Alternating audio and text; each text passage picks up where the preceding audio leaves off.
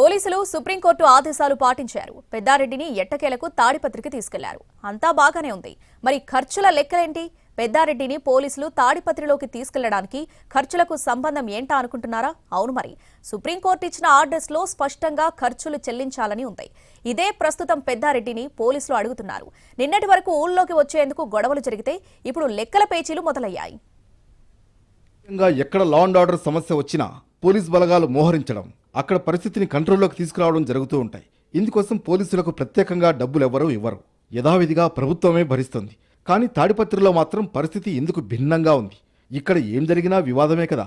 అందుకేనేమో ఇప్పుడు పోలీస్ భద్రత ఏర్పాట్లు కూడా వివాదం రాజుకుంది. మాజీ ఎమ్మెల్యే కేతిరెడ్డి పెద్దారెడ్డిని తాడిపత్రిలోకి రానివ్వకుండా గత కొన్ని రోజులుగా పోలీసులు అడ్డుకుంటున్నారు. మున్సిపల్ చైర్మన్ జేసీ ప్రభాకర్ రెడ్డి పెద్దారెడ్డిని అడ్డుకునేందుకు ప్రయత్నిస్తూ ఉండడం, లా అండ్ ఆర్డర్ సమస్యతో పోలీసులు అడ్డుకోవడం గత 15 నెలలుగా సాగుతోంది. ఈ విషయం హైకోర్టు వరకు వెళ్లినా ఫలితం లేకపోయింది.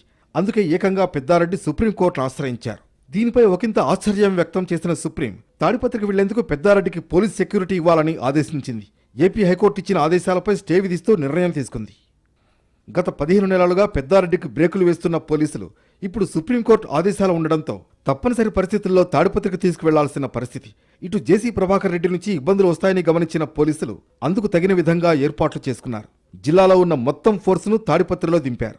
భారీ భద్రత మధ్య శనివారం పెద్దారెడ్డిని తిమ్మంపల్లి నుంచి తాడిపత్రిలోని తన ఇంటికి చేర్చారు. దీంతో 15 నెలల హైడ్రామాకు తెరపడింది.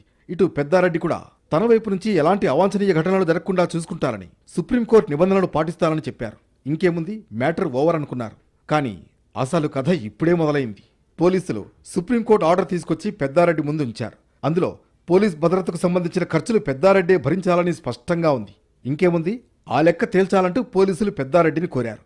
ఆ లెక్క చూస్తే పెద్దగానే ఉన్నట్లు సమాచారం. కానిస్టేబుళ్లు, హెడ్ కానిస్టేబుళ్లు, ఎస్ఐలు, సిఐలు, డిఎస్పీలు, ఏఎస్పీల వరకు ఇలా మొత్తం 300 మందికి పైగా ఫోర్సును ఆయన కోసం ఏర్పాటు చేశారు. వీరందరికీ క్యాడర్ను బట్టి టీఏలు, డిఏలు, ఇతర అలవెన్సులు ఉంటాయి. అలాగే వాహనాలకు సంబంధించిన ఖర్చు అదనంగా ఉంటుంది. కోర్టు ఆదేశాల ప్రకారం ఈ ఖర్చంతా పెద్దారెడ్డి భరించాల్సి ఉంటుందని పోలీసులు చెబుతున్నారు. కానీ దీనికి పెద్దారెడ్డి అంగీకరించడం లేదని తెలుస్తోంది. అసలు ఎంతమంది పోలీస్ బలగాలను పెట్టారు, ఎక్కడెక్కడ మోహరించారు వంటి వివరాలు ఇవ్వాలని కోరుతున్నారట. నిన్నటి వరకు తాడిపత్రిలోకి ఎంట్రీ ఇవ్వడం ఒక వివాదమైతే ఇప్పుడు పోలీస్ ఫోర్స్కు సంబంధించిన ఖర్చులది మరో వివాదంగా మారింది. ప్రస్తుతం సీఎం చంద్రబాబు పర్యటన సందర్భంగా పెద్దారెడ్డిని తిరిగి తిమ్మంపల్లికి పంపారు. ఆ తర్వాత ఆయన మళ్లీ తాడిపత్రిలోకి వస్తే పరిస్థితులు ఎలా ఉంటాయన్నది చర్చనీయాంశంగా మారింది.